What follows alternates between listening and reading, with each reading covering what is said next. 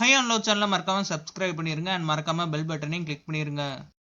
Hello all welcome to my channel. So இன்னைக்கு episode எல்லா பேரும் பார்த்துருப்பீங்க அண்ட் இன்னைக்கு எபிசோட்ல யாரு குரூப்பிசம் பண்ணான்னு சொல்லிட்டு கிளியரா தெரிஞ்சிருக்கும். ஃபர்ஸ்ட் வந்து பாத்தீங்கன்னா ரியோ கேப்ரியலாக்கு ஹெல்ப் பண்றதுனால அவங்களோட பாயிண்ட்ஸ் இன்க்ரீஸ் பண்ணாரு.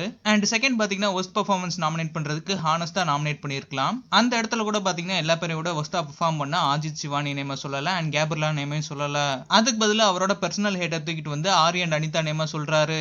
அண்ட் அனிதா ரியோக்கு நோஸ் கட் பண்ணிட்டாங்க, வழக்கம் போல காமெடி பண்ணிட்டு போறாரு நாமினேஷன்லன்ட்டு. அண்ட் ரியோ ஆரி நேம சொல்றது இது வந்து ஃபர்ஸ்ட் டைம் கிடையாது, ஆல்ரெடி நிறைய தடவை பண்ணிட்டாரு அண்ட் தொடர்ந்து பண்ணிக்கிட்டே தான் இருக்காரு. ஸோ ஆரி மேல இருக்க வெஞ்சன்ஸ் பாத்தீங்கன்னா இன்னும் ரியோக்கு டெவலப் ஆயிட்டே தான் இருக்கு. அண்ட் எனக்கு இந்த எபிசோட்ல பாலா சொன்ன பாயிண்ட் கரெக்ட்னு தான் தெரிஞ்சு. நாமினேட் ஆனவங்க ஓட்டு போடக்கூடாது, அந்த வகையில பாத்தீங்கன்னா அனிதாவும் கேபியும் பாலாக்கு போட்டாங்க. அத பாலா ஃபர்ஸ்ட் யோசிக்காம லாஸ்டா புடிச்சிட்டாரு. ஸோ அந்த இடத்துல பாலாவோட பாயிண்ட் வேலிடா தான் இருந்துச்சு.